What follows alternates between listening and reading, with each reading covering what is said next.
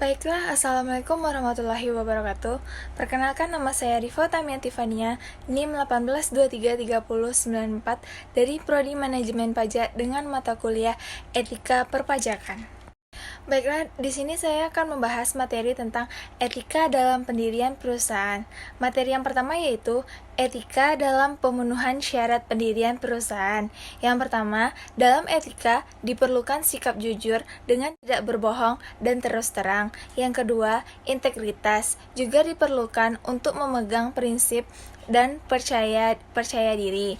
Yang ketiga, menepati janji dalam suatu bisnis.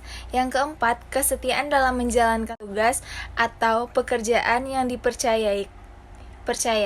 Yang kelima, adil dengan tidak memandang orang. Materi yang kedua yaitu etika dalam prosedur pendirian perusahaan. Faktor yang harus dihadapi atau diperhitungkan di dalam pendirian suatu badan usaha, khususnya dalam bidang IT, yaitu yang pertama, barang dan jasa yang akan dijual. Yang kedua, pemasaran barang dan jasa. Yang ketiga, penentuan harga. Yang keempat, pembelian. Yang kelima, kebutuhan tenaga kerja. Yang keenam, organisasi inter. Yang ketujuh, pembelajaran. Yang kedelapan, jenis badan usaha yang akan dipilih, dan lain sebagainya. Ada beberapa hal yang harus diperhatikan dalam membentuk modal badan usaha. Yang pertama, modal yang dimiliki. Yang kedua, dokumen perizinan. Yang ketiga, para pemegang saham. Yang keempat, tujuan usaha. Yang kelima, jenis usaha. Materi yang ketiga yaitu etika dalam pemilihan lokasi pendirian perusahaan. Teori lokasi adalah suatu ilmu yang mengkhususkan analisisnya pada pengguna konsep atau space dalam analisa sosial ekonomi.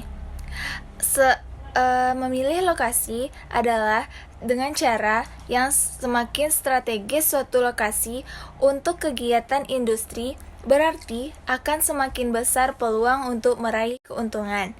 Jadi, tujuan dari penentuan lokasi industri yaitu untuk memperluas keuntungan dengan menekankan biaya produksi dan meraih pasar yang besar dan luas. Materi yang keempat yaitu hubungan etika dalam pendirian perusahaan dengan perpajakan.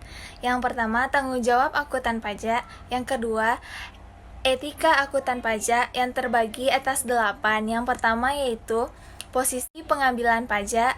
Yang kedua, tanggung jawab atas pengembalian pajak. Yang ketiga, aspek prosedur tertentu dalam menyiapkan pengembalian. Yang keempat, penggunaan estimasi pengambilan pajak.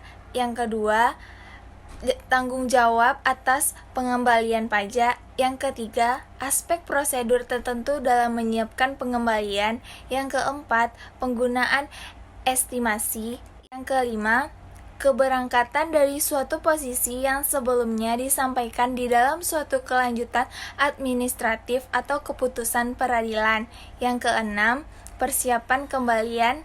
Yang ketujuh, cara. Yang kelima, keberangkatan dari suatu posisi yang sebelumnya disampaikan di dalam suatu kelanjutan administratif atau keputusan peradilan.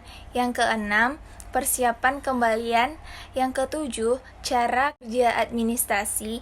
Yang kedelapan, format dan isi nasihat pada klien. Materi yang terakhir yaitu contoh kasus. Kasusnya terjadi pada pelanggaran etika bisnis Corporate Social Responsibility atau CSR. Pada surat kabar Jawa Pos 2 Mei 2013 ada salah satu artikel yang melanggar etika bisnis, yaitu artikel yang berjudul "Tanpa izin 3 pabrik nekat beraktivitas".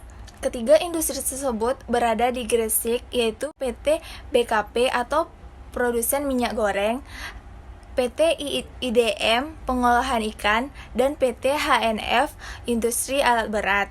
Industri tersebut dianggap melanggar etika bisnis dalam PT BKP atau produsen minyak goreng, PT IDM pengolahan ikan, dan PT HNF industri alat berat.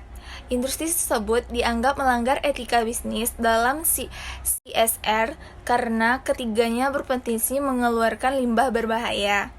Bukan hanya itu, mereka tidak memiliki perizinan dokumen analisis mengenai dampak lingkungan.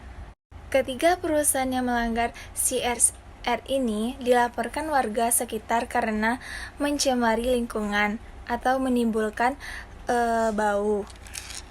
Baiklah, sekian hasil presentasi dari etika dalam pendirian perusahaan yang dapat saya sampaikan. Apabila ada salah kata atau penyampaian kalimat, mohon dimaafkan. Wabillahi taufiq wal hidayah. Wassalamualaikum warahmatullahi wabarakatuh. Terima kasih.